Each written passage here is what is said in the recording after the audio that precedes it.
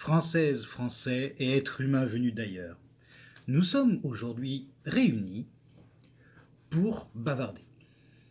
Cette chaîne a pour vocation de bavarder sur plein de sujets. J'ai pas envie de me restreindre. Aujourd'hui, on va aborder un sujet qui m'a souvent valu d'être traité de macho. Or, je suis absolument pas macho. J'irais presque jusqu'à dire que je suis féministe. Et je vais vous expliquer pourquoi. Les femmes, il y a plus de 50 ans, étaient forcées de porter des robes. Elles avaient l'interdiction de porter un pantalon. Parce que c'était réservé aux hommes. Ce qui était stupide. Particulièrement stupide. Et elles ont eu totalement raison d'aller réclamer le droit de porter des pantalons. Elles ont également eu le droit d'aller travailler sans l'avis de leur mari, elles ont eu le droit, tout un tas de droits qui leur étaient dus de base et qu'on aurait dû leur donner de base. Encore aujourd'hui, beaucoup de choses leur sont pas interdites mais déconseillées, elles n'ont pas le droit de s'habiller comme elles veulent, de peur de passer pour des bips. Et pourtant, concrètement, je suis d'avis qu'elles fassent ce qu'elles veulent. Si elles veulent se balader en string au milieu de la rue, ce n'est pas mon problème. Elles font ce qu'elles veulent. Et c'est tout à fait normal. Ce qui m'amène à mon problème. Pourquoi quand nous autres hommes, pour la plupart, qui ne sommes pas des néandertaliens décérébrés, sommes d'accord avec elles, veulent-elles tout faire pour nous brider, nous, pour nous conserver dans cet esprit de macho musclé qui a peur de rien, qu'elle considère devoir être l'homme. Si elles ont le droit d'évoluer, nous avons le droit d'évoluer également. Je m'explique, par des exemples tout bêtes, mais j'aimerais comprendre. Je porte une boucle d'oreille à chaque oreille. Eh bien, pour la plupart, ça veut dire que je suis homosexuel. C'est pas le cas. J'ai une femme, une fille, je suis très heureux, les hommes ne m'attirent pas plus que pour devenir des amis. Et pourtant, dès qu'on me voit avec deux boucles d'oreilles, on considère que je suis homosexuel. Alors que non, je trouve juste ça joli. Si je mets un petit pendant d'oreille avec une plume, quelque chose de très bateau, je suis homosexuel. Si je porte un pantalon un peu trop serré, je suis homosexuel. Je suis aide-soignant dans la vie, donc je suis homosexuel. Y a plein de trucs comme ça, en fait, où on te dit oh, t'es un homme, quoi. Oui, mais avant tout, je suis un être humain qui est libre et qui aimerait avoir le droit de faire des choses sans que forcément catalogue homosexuel. Ça serait sympa. De nous donner en fait les mêmes droits qu'on confère aux femmes. Le droit de faire ce qu'on veut avec ce qu'on a. C'est-à-dire si j'ai envie de me mettre tout un tas de piercings sur les oreilles, qu'est-ce qui m'en empêche après tout? Et la plupart de ces réflexions viennent des femmes. Les hommes, ils nous emmerdent pas.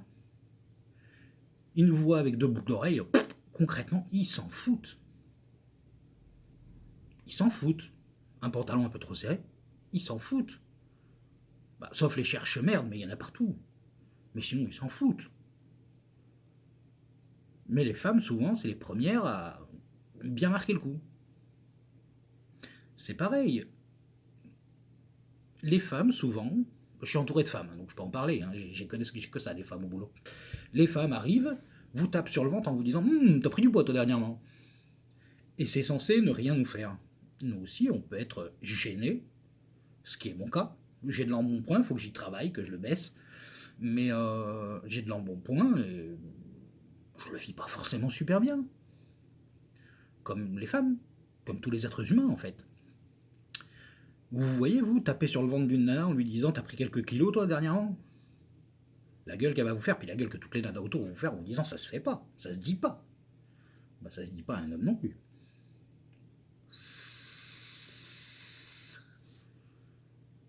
Il y a tout un tas de trucs comme ça qui montrent que l'égalité homme-femme n'est pas du tout bien vue, alors que l'égalité femme-homme est une affaire de société. C'est-à-dire qu'on part du principe que les femmes n'avaient pas de droits et qu'il faut se battre pour qu'elles en aient. Et c'est vrai.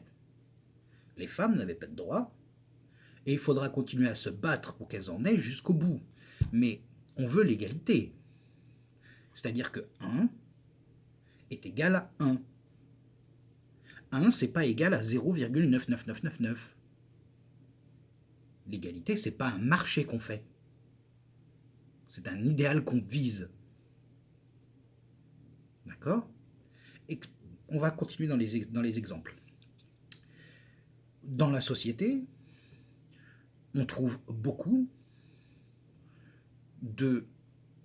d'endroits où on accueille des jeunes mamans. Ça s'appelle un foyer de jeunes mamans.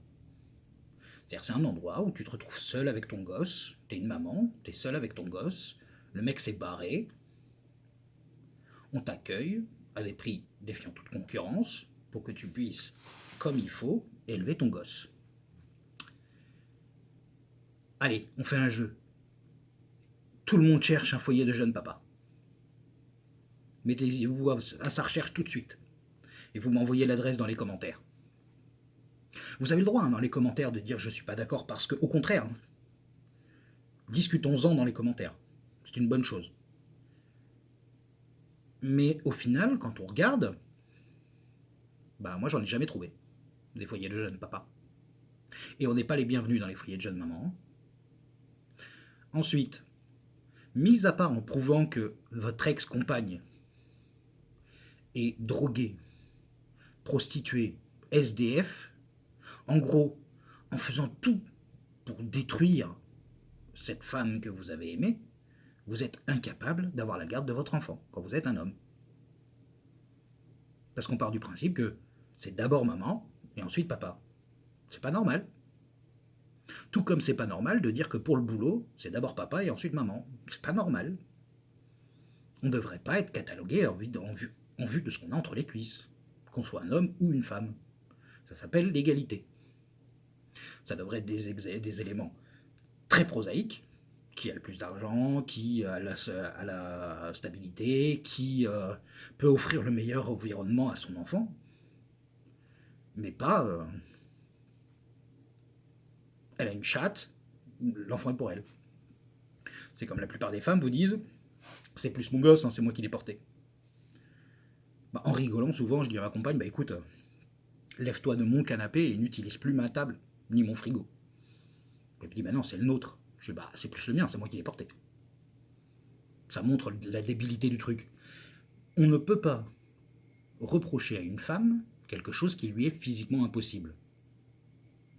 Donc, on ne peut pas reprocher à un homme quelque chose qui lui est physiquement impossible. Donc on ne peut pas reprocher à un homme de ne pas pouvoir porter un enfant. Donc ce n'est pas un argument. C'est aussi bête que ça. Parlons maintenant de la galanterie. La galanterie a toujours été quelque chose pour rabaisser la femme. Oui, je sais, pour vous c'est l'inverse, mais non. La galanterie existait au Moyen-Âge où on avait le droit de battre sa femme autant qu'on en voulait, de la tromper autant qu'on en voulait et de la conserver dans un donjon si on en avait envie. C'est à ce moment-là que ça a été inventé. Si on ouvre la porte à une femme pour la laisser passer, déjà c'est pour vérifier qu'il n'y ait pas un mec derrière qui va vous la piquer, et en plus c'est parce qu'on part du principe qu'elle n'a pas à prendre la décision d'ouvrir la porte si son mari n'est pas d'accord. Et vous voulez que la galanterie reste? Pourquoi? Dans un monde où on est censé l'égalité, pourquoi? Pourquoi ce serait au mec d'aller faire le premier pas? Pour que ce soit lui qui prenne tous les râteaux, c'est trop facile. Prenez vos risques. Alors il y a des femmes qui le font, et je les en remercie. Mais prenez vos risques. Allez voir le bonhomme et dites-lui, tu me plais, tu viens avec moi. Déjà parce que vous avez plus de chances de réussite. Soyons honnêtes. Et de deux, parce que c'est normal, bordel de merde, que chacun prenne le risque. C'est trop facile sinon. On est d'accord.